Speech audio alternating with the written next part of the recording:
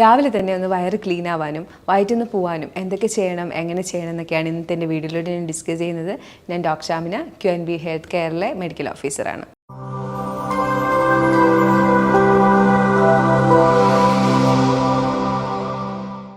മലബന്ധം അതായത് കോൺസ്റ്റിപ്പേഷൻ എന്ന് പറയുമ്പോൾ ആരും അങ്ങനെ പുറത്ത് ഡിസ്കസ് ചെയ്യാത്തൊരു ടോപ്പിക്കാണ്, ഡിസ്കസ് ചെയ്യാൻ മടിയുള്ള ടോപ്പിക്കാണ്. അതുകൊണ്ട് തന്നെ ഇത് എപ്പോഴാണ് അപകടാവസ്ഥയിൽ എത്തുന്നത് എന്നും ആൾക്കാർക്ക് അതിൻ്റെ അവയർനെസ് വളരെ കുറവാണ്.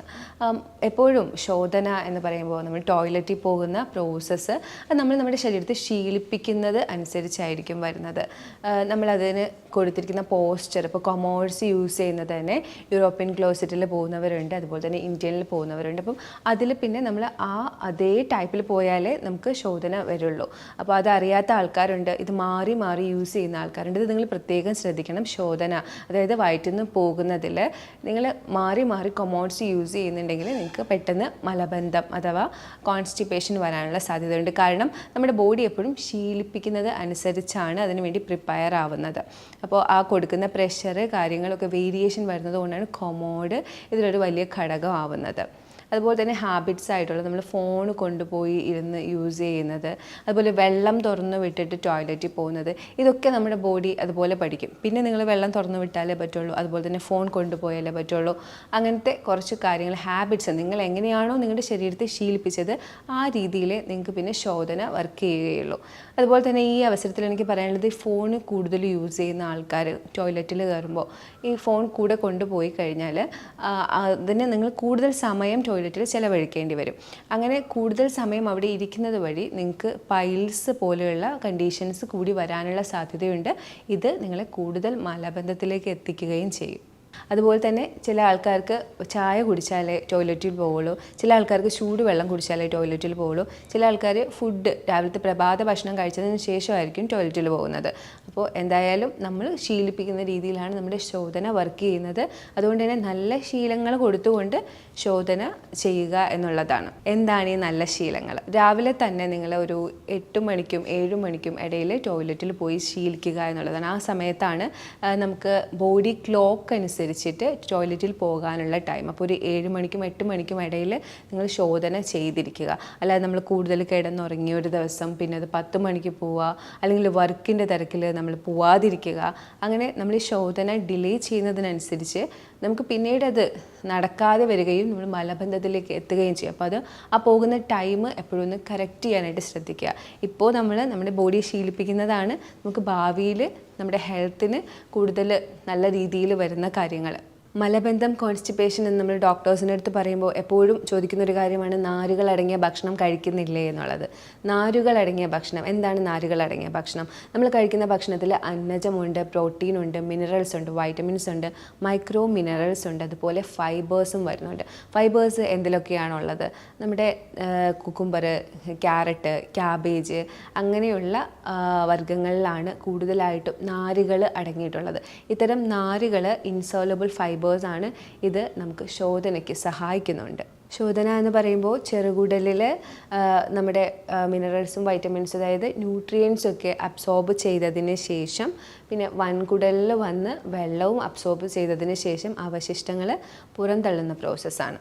നമ്മുടെ അന്നനാളം മുതൽ നമ്മുടെ വൻകുടൽ വരെ സങ്കോച വികാസങ്ങൾ ഉണ്ടായിക്കൊണ്ടിരിക്കും ഈ ഒരു സമയത്ത്. അതിനെ പെരിസ്റ്റാൾസിസ് എന്നാണ് പറയുന്നത്. ഈ ഒരു പ്രവർത്തനം പെരിസ്റ്റാൾസിസ് നന്നായി നടന്നില്ലെങ്കിൽ ആഗീരണവും പുറന്തള്ളലും നടക്കത്തില്ല നല്ല രീതിയിൽ.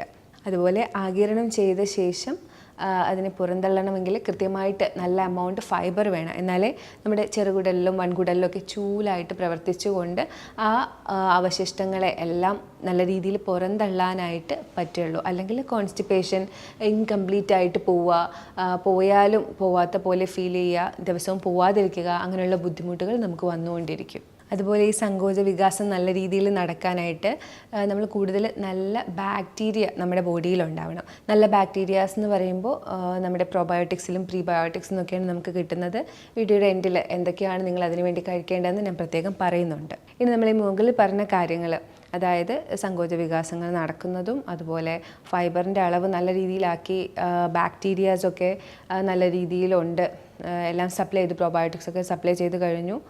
എന്നിട്ടും നിങ്ങൾക്ക് വീണ്ടും ഈ ഒരു മലബന്ധം എന്ത് ചെയ്തിട്ടും മാറുന്നില്ല, പ്രോബയോട്ടിക് കൊടുത്തു, ഫൈബർ കൊടുത്തു, എന്നിട്ടും മാറുന്നില്ല എന്നുണ്ടെങ്കിൽ അതൊരു പക്ഷേ നിങ്ങളുടെ നെർവസ് സിസ്റ്റം ബന്ധപ്പെട്ടിട്ടുള്ള കാര്യങ്ങളായിരിക്കാം. വർഷങ്ങളോളം നടുവേദന അനുഭവിക്കുന്നു, ബൾജ്, കംപ്രഷൻ ഒക്കെയുള്ള ആളുകളിൽ നെർവസ് സിസ്റ്റത്തിന് തകരാറ് വന്നത്, അതായത് നാഡീവ്യവസ്ഥയിൽ എന്തെങ്കിലുമൊക്കെ മിസ്റ്റേക്ക് വന്നത് കാരണം സങ്കോച വികാസങ്ങൾ നടക്കാതെ വരാം. എല്ലായിടത്തും നാഡികൾ സപ്ലൈ ചെയ്തിട്ടാണ് സങ്കോച വികാസങ്ങളും നമ്മുടെ കാര്യങ്ങൾ അങ്ങോട്ടും ഇങ്ങോട്ടൊക്കെ എത്തിക്കുന്ന പ്രവർത്തനവും അതായത് ഇമ്പൾസസ് സിഗ്നലൊക്കെ കൊടുക്കുന്നത് നാഡീവ്യവസ്ഥയുടെ സഹായത്തോടു കൂടിയാണ്. അപ്പം നാഡീവ്യവസ്ഥയിൽ ഒരു തകരാറ് വന്നത് കാരണമായിരിക്കാം ഒരു പക്ഷേ മലബന്ധം അനുഭവപ്പെടുന്നത്. അങ്ങനെയുള്ള സാഹചര്യത്തിൽ നിങ്ങൾ CT സ്കാനും എൻഡോസ്കോപ്പിയും ഒക്കെ എടുത്ത് അതിന് വേണ്ടിയുള്ള കാര്യങ്ങൾ കൃത്യമായിട്ട് ചെയ്യണം.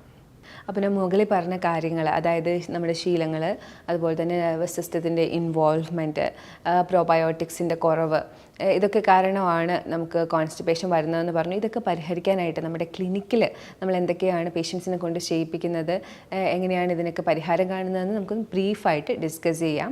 ശീലങ്ങൾ എന്ന് പറയുമ്പോൾ ഞാൻ ആദ്യം തന്നെ പറഞ്ഞായിരുന്നു, ഫോൺ യൂസ് ചെയ്യുന്നത്, വെള്ളം തുറന്നു വിടുന്നത്, ചൂടുവെള്ളം ഉപയോഗിക്കുന്നത്, ചായ കുടിക്കുന്നത്, ഫുഡ് കഴിക്കുന്നത്, അങ്ങനത്തെ ശീലങ്ങൾ, പിന്നെ പോകുന്ന ടൈം, ഇത് നിങ്ങൾ തന്നെ കറക്റ്റ് ചെയ്ത് കൊടുക്കുക. അതുപോലെ തന്നെ നല്ല രീതിയിൽ വെള്ളം കുടിക്കുക. എപ്പോഴും ഡോക്ടേഴ്സ് പറയും നമ്മൾ കോൺസ്റ്റിപ്പേഷൻ ആണെന്ന് പറയുമ്പോൾ വെള്ളം കുടിക്കുന്നുണ്ടോ എന്ന് ചോദിക്കും. ചില ആളുകൾക്ക് ഒരു പക്ഷേ ഇത് ഡീഹൈഡ്രേഷൻ കാരണം മാത്രമായിരിക്കാം. നെർവസ് സിസ്റ്റം ഇൻവോൾവ്മെൻ്റ് ഒന്നും ഇല്ലാത്ത ആളുകളിൽ ഡീഹൈഡ്രേഷൻ വലിയൊരു കാര്യമായിരിക്കാം. അപ്പോൾ ദിവസവും ഒരു 4 ലിറ്റർ വെള്ളം കുടിക്കുന്നെന്ന് ഉറപ്പ് വരുത്തണം. നിങ്ങൾ ഇത്തരം പ്രശ്നങ്ങൾ ഫേസ് ചെയ്യുന്നുണ്ടെങ്കിൽ നിങ്ങൾ 4 ലിറ്റർ വെള്ളമെങ്കിലും കുടിക്കുന്നുണ്ട് എന്ന് നിങ്ങൾ ഉറപ്പ് വരുത്തണം. അതുപോലെ തന്നെ ഫൈബർ അടങ്ങിയ ഭക്ഷണം എത്ര ഇമ്പോർട്ടൻ്റ് ആണെന്ന് ഞാൻ നേരത്തെ പറഞ്ഞു തന്നു. ഫൈബർ എങ്ങനെയാണ് ആക്ട് ചെയ്യുന്നതെന്നൊക്കെ പറഞ്ഞു. അപ്പോൾ ഫൈബർ അടങ്ങിയ ഭക്ഷണം എന്ന് പറയുമ്പോൾ നമ്മുടെ വെള്ളരി, കുമ്പളം, അതായത് പടവലങ്ങ, അങ്ങനെ ഗാർഡ് വെറൈറ്റീസ് എന്ന് പറയും, വെള്ളം കണ്ടൻറ്റ് കൂടുതലുള്ളത്, നമ്മൾ സാമ്പാറിലും അവിയലിലൊക്കെ ഉപയോഗിക്കുന്ന കണ്ടൻറ്റ്. അപ്പോൾ അതൊക്കെ എല്ലാ ദിവസവും കൃത്യമായി കഴിക്കുക. ഫ്രൂട്ട്സ്, വെജിറ്റബിൾസ് അതൊക്കെ കൃത്യമായി കഴിക്കുന്നുണ്ടെന്ന് ഉറപ്പ് വരുത്തുക. അതിൽ തന്നെ തൈറോയിഡിൻ്റെ ഒന്നും പ്രശ്നമില്ലാത്ത ആളുകളാണെങ്കിൽ ക്രൂസിഫറസ് വെജിറ്റബിൾസ് ആയിട്ടുള്ള ബ്രൊക്കോളി, ക്യാബേജ്, കോളിഫ്ലവർ, അതിലൊക്കെ ഒരുപാട് ഫൈബർ ഉള്ളതാണ്. ബീൻസ്, പിന്നെ നമ്മുടെ ചിയാ സീഡൊക്കെ കഴിക്കുന്നത് ഇൻസോലബിൾ ഫൈബർ ഒരുപാട് കിട്ടുന്നതാണ്. ഫ്ലാക്സ് സീഡ്, വെണ്ടക്ക വളരെ നല്ലതാണ്. ഒരുപാട് ഇൻസോലബിൾ ഫൈബറുള്ള ഒരു ഭക്ഷണമാണ് വെണ്ടക്ക എന്ന് പറയുന്നത്. അപ്പോൾ അത് കഴിക്കുന്നതും നല്ലതാണ്. അപ്പോൾ കോൺസ്റ്റിപ്പേഷൻ ഫേസ് ചെയ്യുന്ന ആളുകൾ ദിവസവും ഇതൊക്കെ ഉൾപ്പെടുത്തി ആ ഒരു ഫൈബറിൻ്റെ അളവൊന്ന് കൂട്ടി കൊടുക്കുക. അപ്പോൾ ഇത്തരത്തിൽ മലബന്ധമുള്ളവർക്ക് വയറ് നന്നായി ക്ലീൻ ആവാനും വയറ്റിന്ന് പോവാനും ഒക്കെ എന്തൊക്കെ ചെയ്യാം, നമുക്ക് രാത്രി തന്നെ ചെയ്യാൻ പറ്റിയ കാര്യങ്ങൾ, രാവിലെ നന്നായി ക്ലീൻ ആവാനായിട്ടൊക്കെ നമുക്കൊന്ന് ഡിസ്കസ് ചെയ്യാം. രാത്രി ഉറങ്ങുന്നതിന് മുമ്പ് 1 ടീസ്പൂൺ ആവണക്കെണ്ണ അഥവാ എരണ്ട തൈലം എന്ന് ചോദിച്ച് തന്നെ മേടിക്കണം. ആയുർവേദ ഷോപ്പിൽ ഉള്ളിലേക്ക് എടുക്കാനായതുകൊണ്ടാണ്. 1/2 ടീസ്പൂൺ ലെമൺ, നാരങ്ങയുടെ നീര്, കുറച്ച് ഉപ്പ്, ഒരു 1/2 ഗ്ലാസ് വാം വാട്ടറിനകത്ത് മിക്സ് ചെയ്തിട്ട് എടുത്തിട്ട് കിടക്കുക. രാവിലെ നമുക്ക് വയറ്റിന്ന് നല്ല രീതിയിൽ പോകും. അതുപോലെ തന്നെ രാത്രി കിടക്കാൻ സമയത്ത് ആവണക്കെണ്ണ 1 ടീസ്പൂൺ കൺസ്യൂം ചെയ്തിട്ട് കിടന്നാൽ രാവിലെ നിങ്ങൾക്ക് വയറ്റിന്ന് നന്നായിട്ട് പോകും. രാവിലെ എഴുന്നേറ്റ ശേഷം ഒരു 1/2 ഗ്ലാസ് വാം ലൈം വാട്ടർ കുടിച്ചാൽ ചെറിയ രീതിയിലുള്ള കോൺസ്റ്റിപ്പേഷനൊക്കെ ആണെങ്കിൽ നന്നായി വയറ് ക്ലിയർ ആവും. അതുപോലെ നമ്മുടെ വയറ്റിൽ ചീത്ത ബാക്ടീരിയാസ് ഉണ്ടാവും. അത് നമ്മുടെ കുടലിൻ്റെ മൂവ്മെൻറ്റ്സിനെ കുറയ്ക്കുന്ന ബാക്ടീരിയാസാണ്.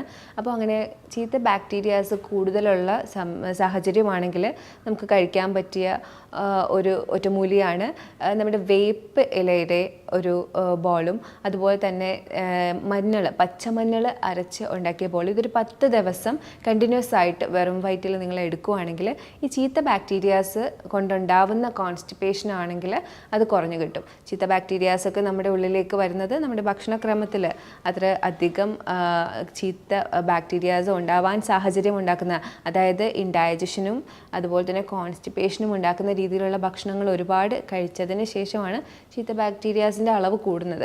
അപ്പോൾ ഇതിനെ ഒന്ന് ഉന്മൂലനം ചെയ്യാനായിട്ട് ഈ പറഞ്ഞ കാര്യം ചെയ്താൽ മതിയാവും. ഈ ഒരു മഞ്ഞളും വേപ്പും അതിൻ്റെ ഉരുളകൾ രാവിലെ ഓരോന്ന് ഒരു 10 ദിവസം അടുപ്പിച്ച് കഴിക്കുകയാണെങ്കിൽ ആ ഒരു പ്രശ്നം മാറും. പിന്നെ അതുപോലെ വയറ്റിൽ നിന്ന് പോകാനായിട്ട് ചെയ്യാൻ പറ്റുന്നൊരു കാര്യമാണ് അവിപത്തി ചൂർണം 1/2 ടീസ്പൂൺ ഒരു ഹാഫ് ഗ്ലാസ് വെള്ളത്തിനകത്ത് കലക്കി കുടിക്കുന്നത്, അതിൻ്റെ കൂടെ കുറച്ച് ചൂടുവെള്ളം കൂടി നിങ്ങൾ കുടിച്ചിരിക്കണം. അതും വയറ്റിൽ നിന്ന് പോകാനായിട്ട് സഹായിക്കും. ആഹാരത്തിന് മുമ്പ് കുറച്ച് നെയ്യ്, ഒരു ഹാഫ് ടീസ്പൂൺ നെയ്യ് കഴിക്കുന്നത് നല്ലതാണ്. ആഹാരത്തിന് കൂടെ മിക്സ് ചെയ്ത് കഴിക്കരുത്, ഇത് ഫാറ്റായിട്ട് മാറും. ആഹാരത്തിന് മുമ്പ് കഴിക്കുകയാണെങ്കിൽ വയറ്റിൽ നിന്ന് പോകാനായിട്ട് അത് സഹായിക്കും. പിന്നെ നേരത്തെ ഞാൻ പറഞ്ഞിരുന്നു പ്രോബയോട്ടിക്കിൻ്റെ കാര്യം. പ്രോബയോട്ടിക്സ് എടുക്കുന്നത് നല്ല ബാക്ടീരിയാസിൻ്റെ അളവ് കൂട്ടാനായിട്ടാണ്. അപ്പം നല്ല ബാക്ടീരിയാസ് മൂവ്മെൻറ്റിന് ഹെൽപ്പ് ചെയ്യുന്നുണ്ട്. അപ്പം ആ പ്രശ്നം ആണ് ഉള്ളതെങ്കിൽ, കാരണം ഈ ചീത്ത ബാക്ടീരിയാസിൻ്റെ അളവൊക്കെ കൂടിയിരിക്കുന്ന സമയത്ത് നല്ല ബാക്ടീരിയാസും കുറയും. കാരണം ഇന്നത്തെ ലൈഫ് സ്റ്റൈൽ അങ്ങനെയാണ്, നമ്മൾ കഴിക്കുന്ന ഭക്ഷണ രീതികൾ അങ്ങനെയാണ്. അപ്പോൾ അവിടെ ചാൻസസ് ഉണ്ട് നമ്മുടെ നല്ല ബാക്ടീരിയ കുറയാനും ചീത്ത ബാക്ടീരിയയുടെ അളവ് കൂടാനും റേഷ്യോയിൽ വ്യത്യാസം വരാനും. അപ്പോൾ നല്ല ബാക്ടീരിയയുടെ സപ്ലിമെൻറ്റിന് വേണ്ടിയിട്ട് പ്രോബയോട്ടിക്സ് ആയിട്ടുള്ള നമ്മുടെ തൈര്, അതുപോലെ തന്നെ ഉപ്പിലിട്ടത്, അതുപോലെ നിങ്ങൾ ആ കറ്റാർ വാഴയുടെയൊക്കെ ജെല്ല് ഫെർമെൻറ്റ് ചെയ്തെടുക്കുന്ന ഫോമുണ്ട്, അതൊക്കെ ഉണ്ടാക്കിയിട്ട് യൂസ് ചെയ്യുക. അതുപോലെ തന്നെ ഈ ഉപ്പിലിട്ടതെന്ന് പറയുന്നത് പ്രത്യേക രീതിയിലാണ്. നമ്മൾ സാധാരണ ചെയ്യുന്നത് പോലെ ഒത്തിരി വിനാഗിരി ഒഴിച്ചിട്ടൊന്നുമല്ല. കുറച്ച് വെജിറ്റബിൾസ്, ഇപ്പോൾ ക്യാരറ്റോ ബീട്രൂട്ടോ അല്ലെങ്കിൽ എന്തെങ്കിലും മാങ്ങയോ ഒക്കെ നിങ്ങൾ ഉപ്പിലിടാനായിട്ട് കുറച്ച് തിളപ്പിച്ചാറിയ വെള്ളത്തിൽ ഉപ്പ് മാത്രം ഇട്ട് വെക്കുന്നതാണ്. പിന്നീട് അതൊരു ഒരാഴ്ച അടച്ച് വെച്ച് കഴിഞ്ഞാൽ അത് ഫെർമെൻ്റ് ആവും. അപ്പോൾ അതിനകത്ത് നല്ല ബാക്ടീരിയാസ് വന്നു തുടങ്ങും. അപ്പോൾ ആ ഒരു ഫോമിലാണ് നിങ്ങൾ ഉപ്പിലിട്ടത് എടുക്കാനുള്ളത്. അപ്പോൾ ഈ ഒരു കാര്യങ്ങളൊക്കെ ചെയ്ത് കഴിഞ്ഞാൽ നിങ്ങൾക്ക് അത്യാവശ്യം പ്രോബയോട്ടിക്സ് കിട്ടും. എന്നിട്ടും നിങ്ങൾക്ക് കിട്ടുന്നില്ലെങ്കിൽ ഇപ്പോൾ ഡോക്ടേഴ്സിൻ്റെ അടുത്ത് ചെന്ന് പറഞ്ഞു കഴിഞ്ഞാൽ നിങ്ങൾക്ക് പ്രോബയോട്ടിക്സിൻ്റെ സപ്ലിമെൻറ്റ് കാര്യങ്ങളൊക്കെ അവൈലബിൾ ആണ്. പെട്ടെന്നുള്ള ഒരു ഹൈക്കിന് വേണ്ടി നിങ്ങൾക്ക് അങ്ങനെയും ഒരു ഡോക്ടറിൻ്റെ സഹായത്തോടു കൂടി ചെയ്യാം. നല്ല ദഹനം നടക്കാനും വയറ്റിൽ നിന്ന് നല്ല രീതിയിൽ പോകാനും എക്സസൈസുകൾ ഒരുപാട് സഹായിക്കാറുണ്ട്. കൃത്യമായിട്ടുള്ള വർക്കൗട്ടും കൃത്യമായിട്ടുള്ള മൂവ്മെൻറ്റ്സും ഒക്കെ എല്ലാ രീതിയിലും നമുക്ക് വയറ്റിൽ നിന്ന് പോകാനായിട്ട് സഹായിക്കുന്നുണ്ട്. അതിൻ്റെ കൂട്ടത്തിൽ നിങ്ങൾ പ്രത്യേകം ശ്രദ്ധിക്കാനുള്ളത് നല്ല ദഹനത്തിന് വേണ്ടി വജ്രാസനം ചെയ്യുന്നത് വളരെ നല്ലതാണ്. വജ്രാസനം എന്ന് പറയുന്ന പോസ്റ്ററിൽ ഇരിക്കുമ്പോൾ നമുക്ക് എപ്പോഴും അബ്ഡോമിനിലേക്കുള്ള ബ്ലഡ് പ്രഷർ കൂടുകയും സർക്കുലേഷൻ കൂടുകയും നമ്മുടെ വയറ്റിൽ നിന്ന് നന്നായി ക്ലിയറായി പോകാനായിട്ട് ഹെൽപ്പ് ചെയ്യുകയും ചെയ്യുന്നുണ്ട്. അതുപോലെ തന്നെ ശശങ്കാസനത്തിൽ അങ്ങനെ കിടക്കുമ്പോൾ നമുക്ക് വയറ്റിൽ തിങ്ങിക്കൂടിയിരിക്കുന്ന ഗ്യാസ് കാര്യങ്ങളൊക്കെ പോകാനും വയറ്റിനൊരു നല്ല റിലാക്സേഷൻ കിട്ടാനും ഹെൽപ്പ് ചെയ്യുന്നുണ്ട്. അപ്പോൾ ഈ ഒരു പോസ്റ്ററും പ്രത്യേകിച്ച് മലബന്ധത്തിനും നമ്മുടെ വയറ്റിലെ ഗ്യാസിൻ്റെ പ്രശ്നങ്ങൾക്കൊക്കെ വളരെ നല്ലതാണ്. ഇനി പവനമുക്താസനം ചെയ്യുമ്പോൾ നമുക്ക് വയറ്റിൽ നിന്ന് ഗ്യാസൊക്കെ റിലീസായി നല്ല റിലാക്സ് ആവുന്നുണ്ട്. അതുപോലെ തന്നെ അബ്ഡോമിനൽ മസിൽസിന് നല്ല റിലാക്സേഷൻ കിട്ടുന്നുണ്ട്.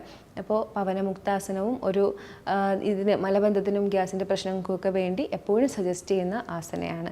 ഈ ഒരു കാര്യങ്ങളൊക്കെ കൃത്യമായിട്ട് ചെയ്ത് കഴിഞ്ഞാൽ നിങ്ങൾക്ക് ഒരുവിധമുള്ള മലബന്ധത്തിൻ്റെ പ്രശ്നങ്ങളൊക്കെ കൃത്യമായിട്ട് ക്ലിയറായിട്ട് മാറിക്കിട്ടും. ഇനി ഇതൊന്നും ചെയ്തിട്ട് നിങ്ങൾക്ക് മാറ്റം വരുന്നില്ലെങ്കിൽ ഉറപ്പായിട്ടും നിങ്ങളൊരു നല്ലൊരു ഡോക്ടറിനെ കണ്ട് ഒരു CT സ്കാനും എൻഡോസ്കോപ്പിയും ഒക്കെ എടുത്ത് എന്താണ് കൃത്യമായിട്ടുള്ള കാര്യം എന്ന് നിങ്ങൾ ഡയഗ്നോസ് ചെയ്യേണ്ടിയുണ്ട്.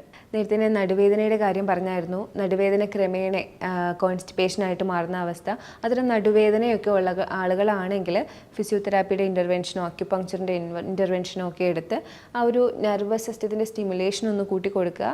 അത് നിങ്ങൾക്ക് വയറ്റിൽ നിന്ന് പോകാനായിട്ട് പതുക്കെ ഹെൽപ്പ് ചെയ്തോളും. അതുപോലെ കോൺസ്റ്റിപ്പേഷനുള്ള ആളുകൾ പ്രത്യേകം ചെയ്ത് കൊടുക്കേണ്ട ഒരു ട്രീറ്റ്മെൻറ്റാണ് അബ്ഡോമിനൽ മസാജ്.